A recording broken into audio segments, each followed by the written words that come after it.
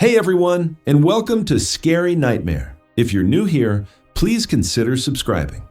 We delve into the darkest, most chilling real-life horror stories. And for returning viewers, welcome back, friend. Your support truly means the world. If you enjoy this kind of content, don't forget to leave a like. It really helps the channel more than you know. This little community keeps growing thanks to all of you, and I'm so grateful to have you here. In this video, we're heading back to the Appalachian Mountains to explore 3 stories sent in by viewers.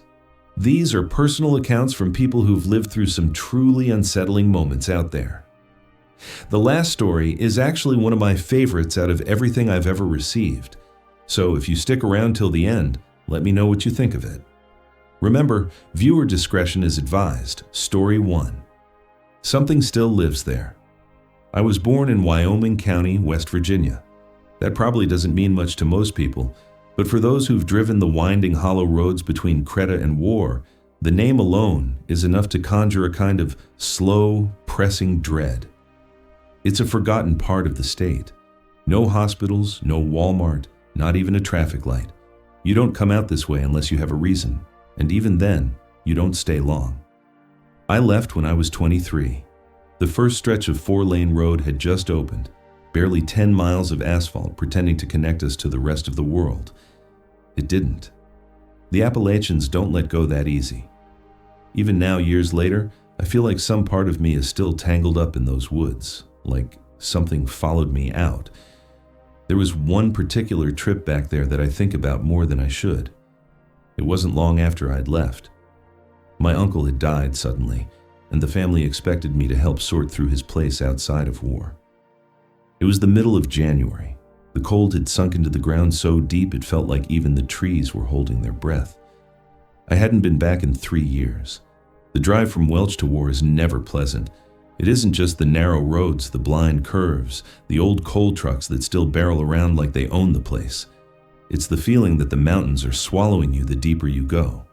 Between Coalwood and Creta, the trees close in so tight the sky disappears. There were moments I forgot I was even in daylight.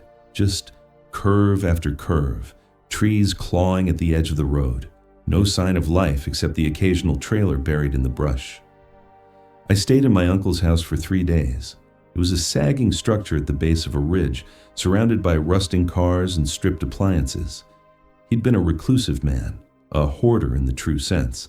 The kind of person who filled every inch of space with junk because he couldn't stand the silence. I understood that more than I wanted to admit. The first night I didn't sleep, not because I was scared, but because it was so quiet it hurt. The kind of silence that presses into your eardrums makes you hear the blood in your own veins. Out here, there's no hum of traffic, no distant neighbors, just the wind through the trees and the occasional crack of something shifting in the woods. And God, those woods. They felt alive, not in the mystical enchanted forest sense. Number alive like something watching, waiting, breathing. On the second day, I decided to hike up behind the house toward an old logging road that used to be active when I was a kid. The plan was to find a cell signal, maybe get a few bars so I could check in with my brother.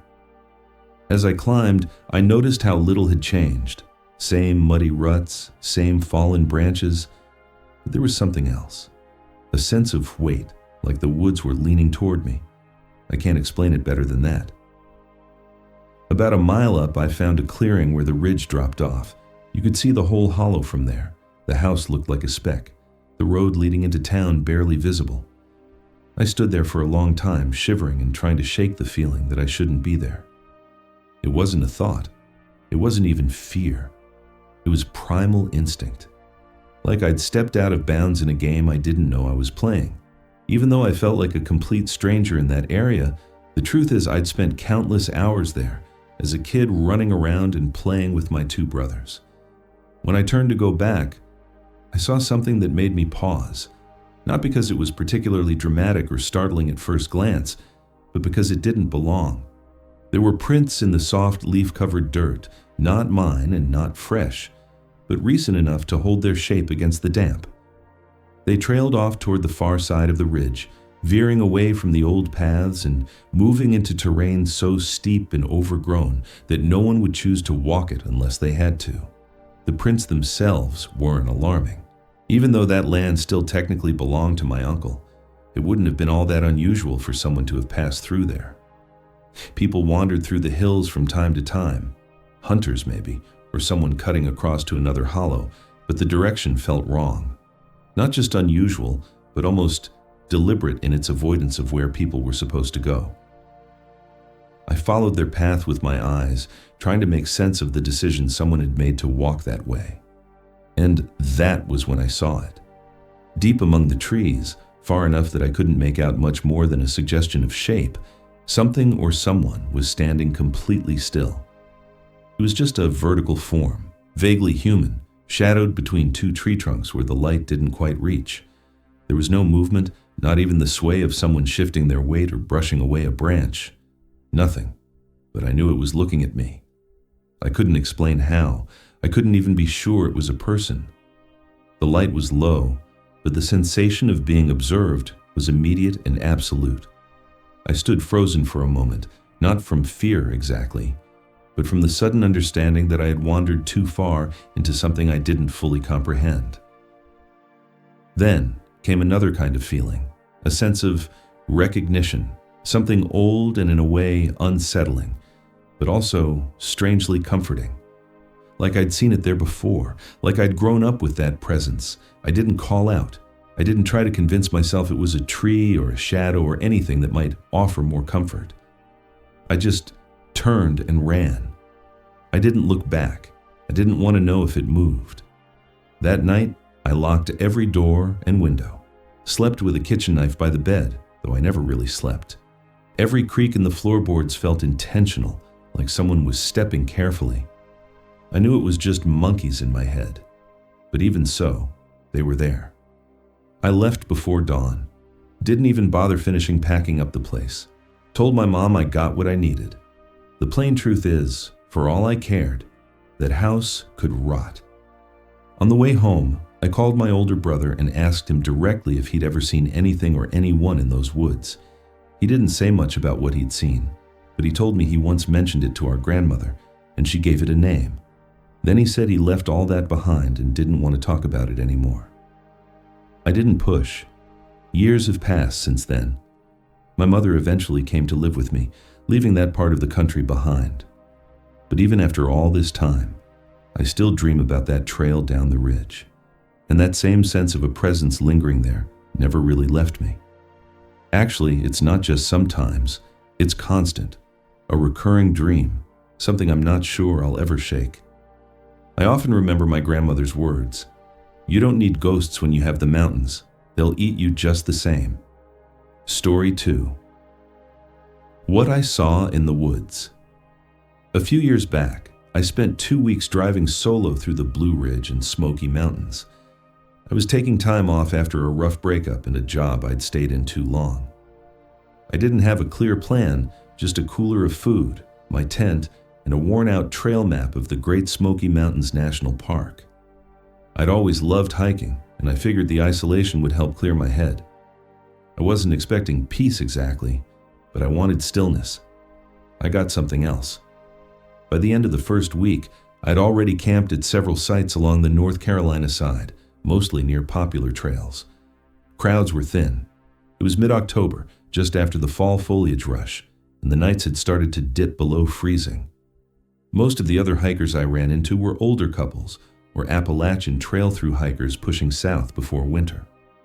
I set my sights on a more remote section of the park, just west of Clingman's Dome, off one of the lesser-known trailheads that branched off from the Forney Ridge area. I parked at a gravel turnout around noon and packed lightly. Just a tent, sleeping bag, food for one night, and my water filter. I figured I'd hike a few miles in, set up camp near the creek I'd seen marked on the map, and hike back out the next morning. It was supposed to be simple.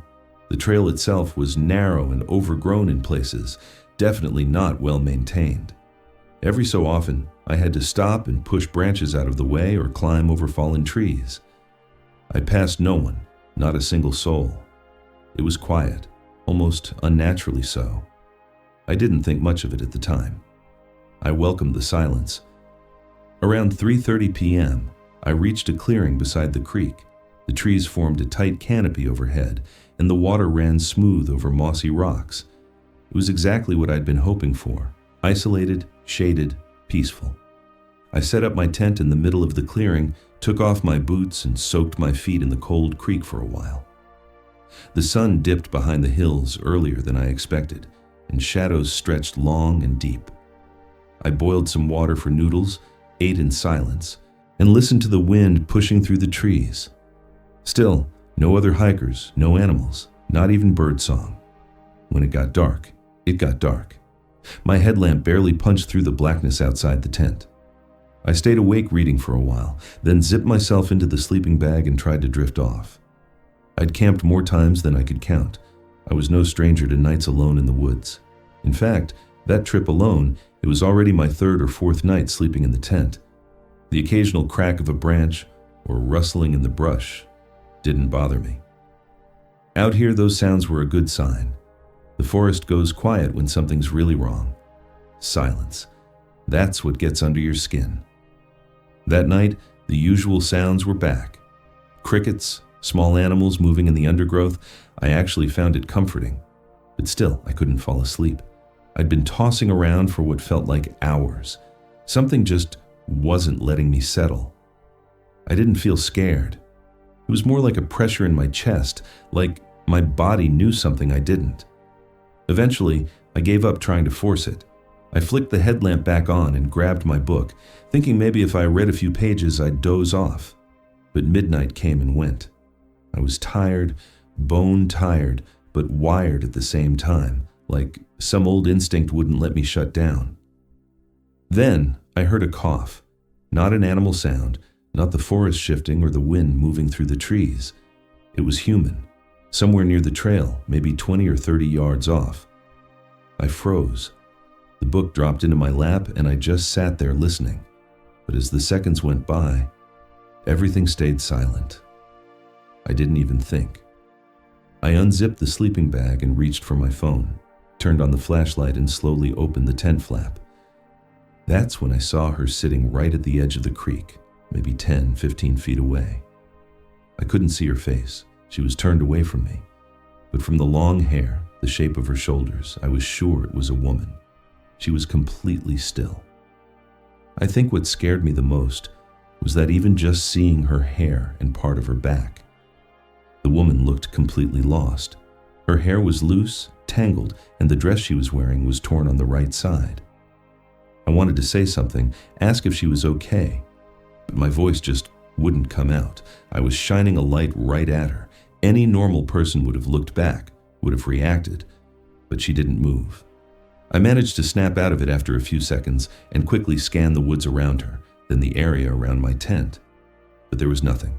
No movement, no one else. So I turned the light back to the creek and she was gone. Just gone. I started sweeping the beam everywhere, left, right, behind trees, even up into the branches. But there was no sign of her.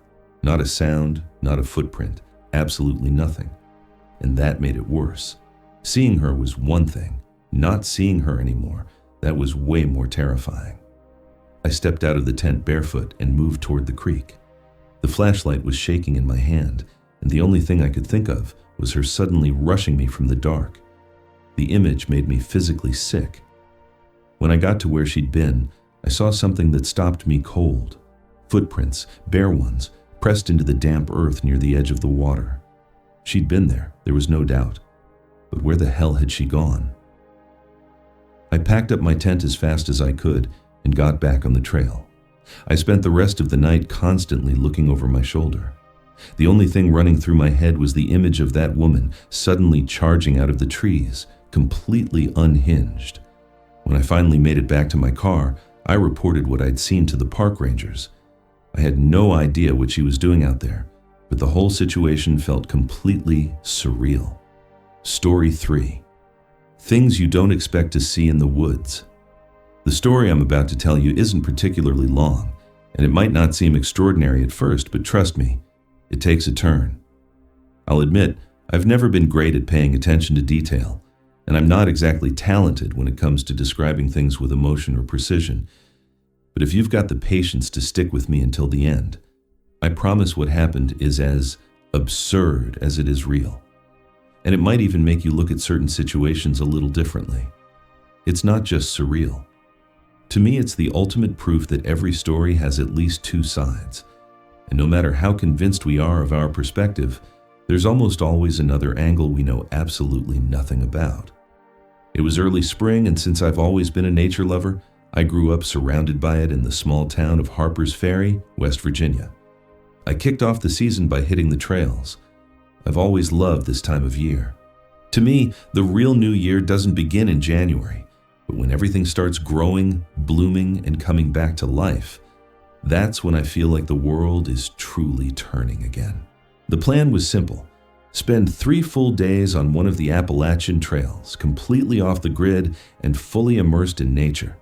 But what was supposed to be 3 days of peace turned into 2 days of calm, followed by a 3rd day of fear that stayed with me. I know the area really well, and I've hiked those trails countless times. So I feel confident enough to step off the main paths and explore the wilder, less traveled routes, where the real beauty and solitude still haven't been overrun by tourists. These are places few people ever walk through, where you can go hours, sometimes days, without seeing another soul. I had just left the main trail, aiming to return to a secluded clearing I had camped in the previous year. I remember the place clearly. 2 large open spaces separated by a small, still water pond, surrounded by shade and silence. When I arrived, it looked exactly like I remembered. Peaceful, untouched, beautiful. I set up my tent, organized my gear, and by the end of the day, while gathering some dry wood for a small campfire, I stumbled on something that went far beyond simple unease. I felt a kind of fear so raw and visceral I could barely think straight. I knew that over the years there had been several disappearances in that area, stories I'd always heard with a fair amount of skepticism, but hearing rumors or reading old newspaper clippings is one thing. Stumbling across physical evidence right in front of your eyes is a whole different beast. I was picking up branches when I noticed something sticking out from the undergrowth. As I got closer, I realized it was part of a skull, badly decayed, dirty, covered in moss, and I couldn't immediately tell if it was human or animal. A few feet ahead, though, I found a long bone that I instantly recognized as very likely being a human tibia. That alone would have been enough to freak me out. But what made it worse was the fact that the night before, I'd been watching videos I had downloaded to my phone before the trip. Stuff about local folklore and serial killers who'd operated in that very mountain region. The combination of those videos and the bones made for one hell of a mental cocktail, and I went into a near constant state of alert. Still, I tried to keep calm. I kept telling myself everything was fine, that there was no need to panic, and that as soon as the sun came up, I'd pack up and leave that place as quickly as I could. But around 11 p.m., I started hearing noises outside the tent. Not super close, but loud enough to make me tense. They sounded like footsteps or movement in the bushes. I froze, my brain running through every possible scenario. Wild animals, people, accidents, escaped lunatics. We all think those things only happen to other people. A few minutes later, I heard water thrashing violently. I'd pitched my tent near the pond and the sounds were coming from that direction. They weren't close, but they were loud and frantic, like something or someone was panicking. I stayed completely still, trying to make sense of it when I clearly heard what sounded like a human sound. I don't know. But at that moment, I knew I couldn't just ignore it. I grabbed the knife I always carry, unzipped the tent slowly, and stepped outside. I moved toward the sounds as quietly as I could, and what I saw is something I still have trouble believing. On the other side of the pond, lit only by pale moonlight, I saw a completely naked man wildly through the trees. It was such a bizarre sight, almost comical if it hadn't been so damn disturbing in that setting. In the middle of nowhere, no explanation, a guy sprinting naked through the forest, like he was running for his life. That was the breaking point for me. I didn't care about anything else. I packed up whatever I could, grabbed my food bag, which I always hung from a branch away from where I sleep. And when I got there, it was all torn apart and scattered on the ground. My first thought was that it had been a bear. That's the whole reason for hanging the food. But if it had been a bear, there would have been more damage, claw marks, and I probably would have heard more chaos. I left the food, grabbed only the essentials, and booked it out of there as fast as I could. As soon as I got to my car, I called the police and told them everything, especially about the bones, which I figured was the most serious part. For weeks, even months, I kept replaying that night in my head. I couldn't figure out what had really happened. The guy clearly wasn't okay, and I kept wondering what had become of him. Was he on something running naked through the forest at midnight? Then one day, while I was scrolling aimlessly through Reddit, I stumbled across a post that chilled me to the bone. It was a story posted by someone named Derek. According to him, he'd been camping at the exact same pond on the exact same night. In his post, he described it being a warm night, and as I later found out, he had a habit of taking midnight swims in these secluded ponds. Thinking he was completely alone, he stripped down and jumped in. He'd been in the water for about 5 minutes when he started hearing noises on the shore. When he turned to look, he freaked out. There was a huge bear rummaging through his clothes, trying to get at the energy bars he'd left in his shorts pocket. The clothes were being torn apart, but then the bear saw him and lost interest in the snacks and gained interest in Derek. The only thing he could do was run completely naked through the opposite side of the pond deep into the woods. I don't think I've ever felt so stupid and so entertained by a Reddit post at the same time. I messaged him immediately. The noises I'd heard that night were both Derek and the bear, but Derek hadn't seen me and I hadn't seen the bear. And that's how we met. What started as something terrifying and surreal has become our favorite story to tell. We've become great friends, and since then, we've done countless hikes together. Needless to say, we laugh until we cry every time we tell the story of how we met. Most people think we're making it up, and honestly, I don't even blame them.